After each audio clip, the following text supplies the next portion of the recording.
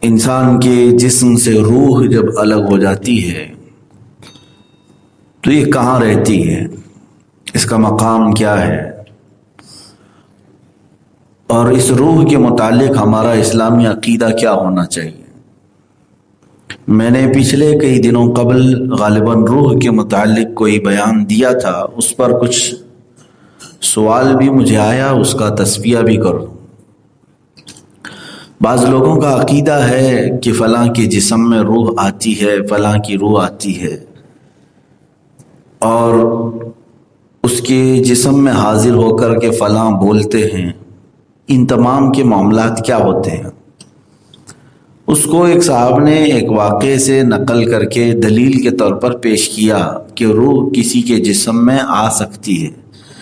اس سلسلے میں آج آپ سے گفتگو کرتا ہوں، اور ہمارا تعلق جو ذکر کی مجلس کا ہے یہ زیادہ سے زیادہ روح سے ہی ہوتا ہے۔ ہم اپنی روح کی تربیت کے لیے ہی ان مجالس میں شرکت کرتے ہیں۔ اللہ تبارک و تعالیٰ نے روح اور جسم کے متعلق قرآن عظیم میں کیا فرمایا؟ پہلی بات تو یہ ہے کہ روح کے متعلق رب تعالیٰ فرماتا ہے، رسول اگر آپ سے کوئی روح کے بارے میں سوال کرے تو آپ فرما دیں، یسألونک عن الروح قل الروح من امر ربی، آپ فرما دیں کہ روح یہ اللہ کا حکم ہے، اللہ کا حکم ہے۔ اسی سے یہ بات ثابت ہوتی ہے کہ روح کو فنا نہیں ہے۔ یہ عقیدہ یاد رکھ لیں، روح کو فنا نہیں ہے۔ باقی دنیا میں جو کچھ بھی ہے سب فنا ہونا ہے، یعنی جسم ہمارا فانی ہے، فنا ہو جائے گا۔ دنیا میں جو کچھ بھی ہے، زمین، آسمان، چاند، سورج، یہ سب کو فنا ہے۔ روح چونکہ اللہ کا حکم ہے اور اللہ کی صفت یا اللہ کا حکم، کوئی فانی نہیں۔ جیسے قرآن پاک بھی، اس کو بھی فنا نہیں ہے، وہ ہمیشہ باقی رہنے والا ہے۔ قرآن کا مطلب آپ یہ نہ سمجھیں جو اوراق ہیں، جو چھپا ہوا ہے، یہ تو ورق بوسیدہ ہوتے ہیں، ہم انہیں دفن بھی کرتے ہیں، پانی میں بہاتے ہیں۔ قرآن کا مطلب یہ نہیں ہے، قرآن اللہ کا علم ہے جو اللہ کے علم میں موجود ہے۔ یہ سارے اوراق بھی ختم ہو جائیں تب بھی قرآن ختم نہیں ہوگا، اس لیے کہ وہ اللہ کی صفت ہے، وہ ہمیشہ باقی رہے گا۔ بعض لوگ یہ کہتے ہیں کہ روح بھی فانی ہے، فنا ہو جائے گی، یہ غلط عقیدہ ہے۔ اعلیٰ حضرت فاضل بریلوی رضی اللہ تعالیٰ عنہ نے فرمایا، جو روح کو فنا مانتا ہے وہ بد مذہب ہے، بد عقیدہ ہے۔ اب بات یہاں سے شروع کی جاتی ہے کہ روح کے قبض ہونے کے بعد یہ کہاں جاتی ہے۔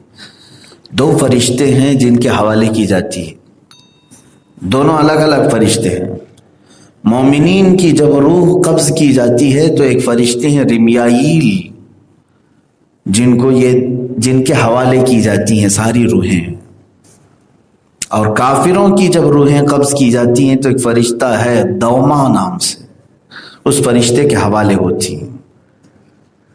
اب یہ دو فرشتے ڈیوٹی پر مقرر ہیں ان روحوں کے لیے۔ خازن، جیسے خزانے کی حفاظت کی جاتی ویسے وہ روحوں کی حفاظت۔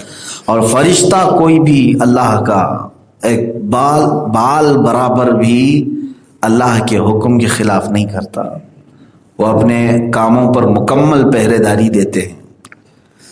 تو مومنین کی روحیں قبض ہونے کے بعد فرشتے کے تابع ہیں، لیکن فرق یہ ہے، حدیث پاک میں حضور اکرم صلی اللہ تعالیٰ علیہ وسلم نے ارشاد فرمایا، مومنین کی روحوں کو اللہ آزاد فرماتا ہے، وہ جہاں چاہیں سیر کرتی ہیں۔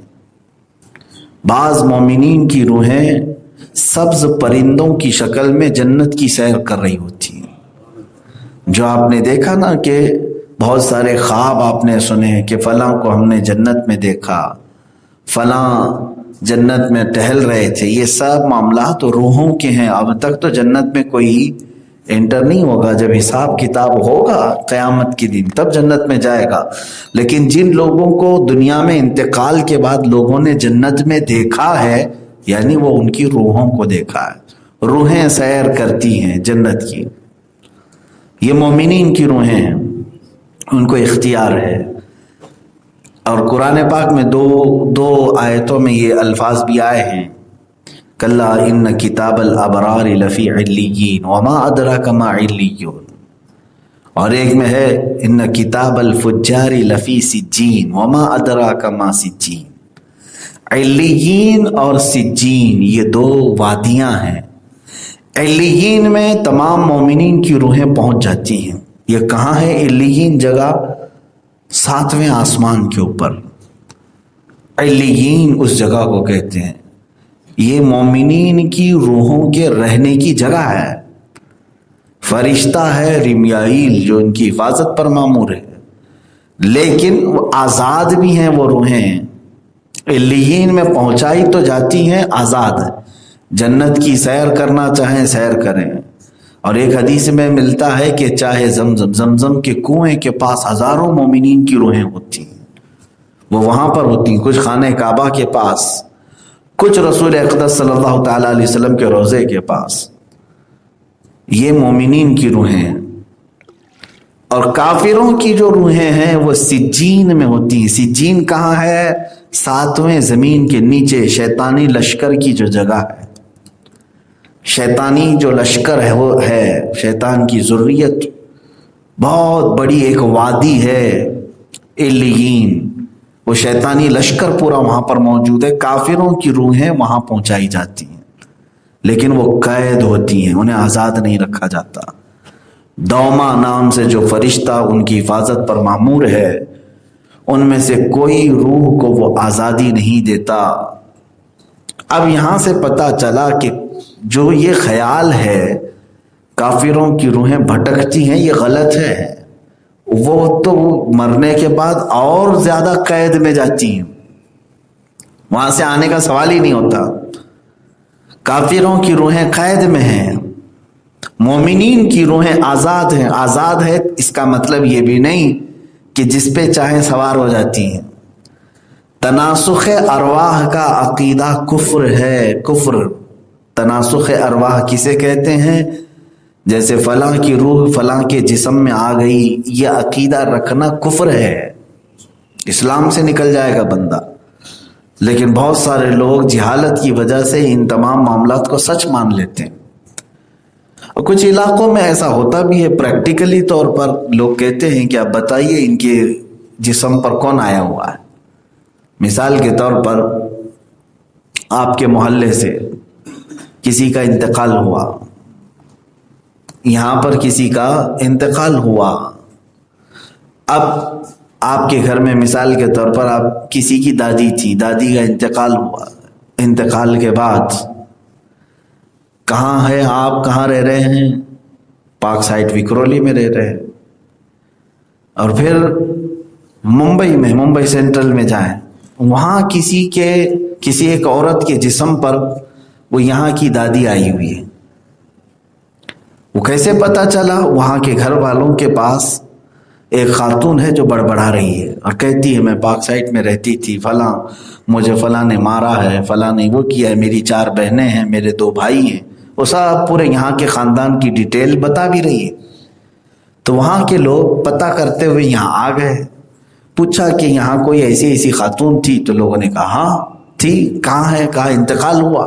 ارے انتقال ہوا؟ وہ تو ہمارے گھر میں ہماری فلاں خالہ کے جسم پر آتی ہے اور تمہارے گھر کے سارے قصے بیان کرتی۔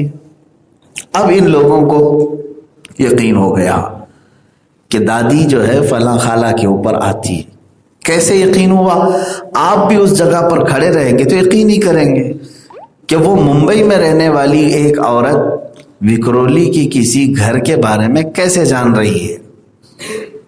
اس کے 4 بہنیں ہیں، 2 بھائی ہیں، گھر کے معاملات وہ وہاں رہنے والی خاتون کیسے جان رہی ہے؟ ضرور ان کی دادی ہمارے گھر کے خالہ کے جسم پر آئی ہے، وہی بتا رہی ہے۔ میرے عزیزو، نہ خالہ کے جسم پر دادی آتی، نہ دادی کے جسم پر خالہ آتی ہے، یہ کوئی تعلق نہیں۔ ابلیس، شیطان مردود کسی کے جسم پر سوار ہوتا ہے اور وہ ادھر کے حالات لے جا کر اس کی زبان پر بولتا ہے تاکہ گھر والوں کو یہ لگے کہ فلاں کی روح آ گئی، اور روح کے آنے کا یقین رکھ لیتا ہے آدمی تو کافر ہو جاتا ہے۔ شیطان کا صرف یہی مقصد ہوتا ہے، شیطان چاہتا ہے کہ اس کا ایمان چلا جائے، یہ مان لے کہ اس پر آئی ہوئی روح ہے، یہ تو خیر میں نے دادی اور خالہ کی مثال دی تھی، دادی اور خالہ کی مثال دے دی، خیر ہے، لیکن مسلمانوں میں یہ عقیدہ گھر گھر گیا ہے کہ کسی کے جسم پر غوث پاک آتے ہیں، کسی کے جسم پر غریب نواز آتے ہیں، کسی کے ہاں سواری آتی ہے فلاں پیر صاحب کی۔ یہ سواریاں کیا ہیں؟ روحوں کا اس طرح کسی کے جسم پر سوار ہونے کا عقیدہ رکھنا کفر ہے میرے عزیزوں، یہ نہیں آ سکتی، اسلامی عقیدے کے برخلاف ہے۔ مومنین کی روحوں کا میں نے مقام بتا دیا، وہ کہاں ہے؟ اعلیٰ علیین میں ہے، اللہ ہمیں بھی علیین میں پہنچا ہے۔ اور کافروں کی روحیں سجین میں ہیں، یہ دونوں لفظ قرآن پاک میں سورہ مطففین میں آئے ہیں 30ویں پارے میں۔ یہ سجین اور علیین دو مقامات ہیں جہاں پر کافروں کی روحیں اور مومنین کی روحیں پہنچتی ہیں۔ مومنین کی روحیں آزاد تو ہیں لیکن کسی کے جسم پر سوار نہیں ہوتی، اور کافروں کی روحیں مرنے کے بعد اور زیادہ قید ہو جاتی ہیں۔